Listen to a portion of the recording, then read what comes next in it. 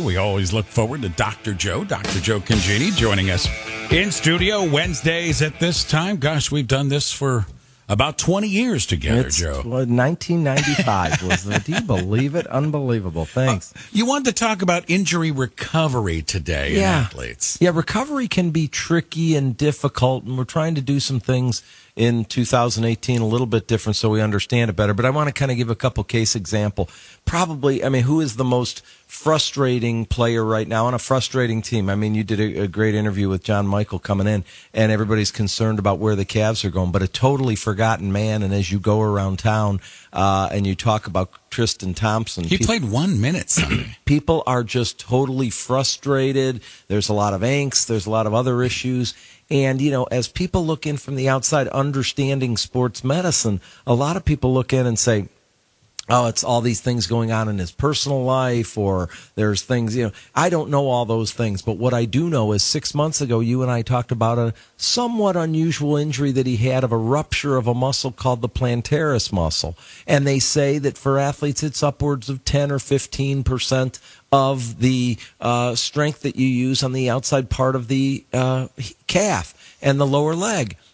And do you think those things are important, that 15% for a guy that plays the way he plays? He's a limited guy, but he does some things. Let's go back in your mind's eye to 2016. He was an important part of our championship team. Mm-hmm. He was He got our second chances for us. Offensive rebounds, 8, 10, 12 a game, coming out on pick and roll against Golden State and other teams where they say, hey, big men have to be able to play the pick and roll for you to be effective against teams like that. He had great lateral movement, great explosiveness. When you've seen him this year, have you seen that explosiveness? No, I was telling you off mic there that, and again, I'm from a fan, not from a medical standpoint. He looks slow to me. He does.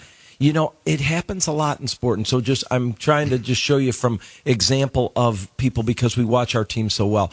A draft pick like a Joe Haden. Joe Haden just never got to the level. Was that a bust of a draft pick, or did he just have injuries that just got to a point where he had structural injuries he never was going to? The Steelers tried to find places for him late in the year last year. He's a shell of himself. Maybe the worst is the number 1 overall draft pick, Courtney Brown. What a bust of a pick and everything. Courtney Brown had so many injuries. You and I talked about Grady Sizemore at a time, of a wonderful player. So this happens too, sometimes even in high school, and people don't understand it. Is there's injuries and people don't rehabilitate them to the fullest extent. And maybe at the end of the year, Tristan, and we hope, will rehabilitate and come back next year stronger. But then there's certain injuries that are just structural problems where people never get back, never get back to the level of where they were before. And so that's a problem that we see in sports medicine at all levels, and we kind of try to assess that. There are some newer tools out there where we look at some of these performance measures like explosion, lateral motion, jumping ability, and things like that on a baseline. And then after injuries, we can recheck people to see how close they get back to their normal, try to do everything we can in the rehab. But there's just some things that are bad fortune, bad luck that happen to people in sports. And it's part of what makes sports kind of interesting to watch, because you can be on top of the world. You can get one of those big contracts, and the next thing you know, you get one of these structural injuries where you don't get back to the level of where you were, and that contract doesn't look quite as good anymore. And from fans, we think these guys are kind of like robots. Okay, injury, it says he'll be out 6 weeks, 6 weeks he'll be back, and we expect most times for player A to come back and be player A again. But what you're saying is that doesn't happen all the time. And I have to have that talk with families in our office. Obviously, it doesn't happen quite as much in our high school athletes, youth athletes quite as much. As I've mentioned before, and I kind of use the terminology, the pro athletes kind of carry a lot of baggage with them when they get there. Very rarely do you go to the combine, for instance, and not find some injuries that these guys had when they were in college in the pros. But in high school players, I would say not infrequently we have to sit down and have a talk with somebody after they've had a more significant injury or a couple of recurrences of injury, and we just say, you're not going to be at the level of where you were before. Are you thinking you want to continue to play, but you may not play as well? And it frustrates parents and it frustrates coaches, and coaches need to understand that. And it's part of why there needs to be such good communication between the trainers and the physical therapists and the coaches, because you have to have the appropriate expectations for an athlete. It's just not fair to say, hey, this person, you're just not giving it to me. You're not playing as hard. Come on, they're just not playing as hard. Or do you see with your own eyes that some of these guys I've mentioned, they just never got back to the level it's of where case they by were. case, too, isn't it, Joe? Every person has their own unique body, so the way someone recovers from, quote,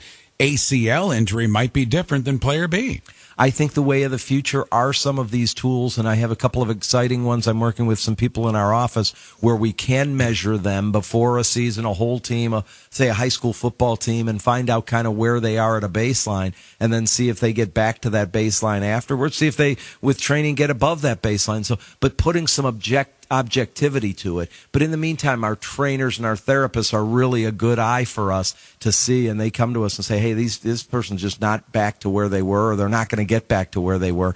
And so, as one of my good friends puts it, when you're going to watch sports at any level, high school, college, or pro, a lot of it comes back to the sports medicine part of it, is if you were dealt a bad hand and you had a really bad injury, you may not get back to the level of where you were, and you just are going to have to live with that. Yeah, and Tristan Thompson relies on that explosion off the feet to get those offensive rebounds and those legs. And baseball players, it's the arm, it's the shoulder, and sometimes the legs and the oblique muscles. And that every sport has its injury of occurrence that could slide back that talent. No question. You see the pitchers with the shoulders and the elbows, and they just never get back to the level. But all that's on tape, and I really think it's going to be really hard. With Tristan, we'll watch next year, and we'll get a sense. We'll get a sense with a guy like Michael Brantley this year. I know you told me by spring training you thought he was driving the ball again. If he doesn't drive the ball, he's not a a multi-million-dollar outfielder. He's got to be able to drive the ball, and a lot of that all comes back to some of the injury stuff. So